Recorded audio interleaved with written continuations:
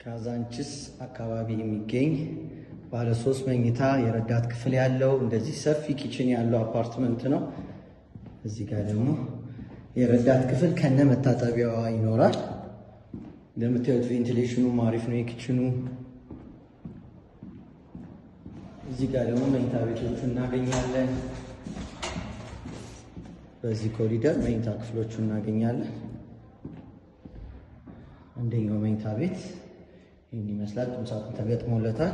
ለሁለቱ መኝታ ቤቶች የጋራ ባዝሩም ይኖራቸዋል። ይሄኛው የራሱ መታጠቢያ ቤት አለው።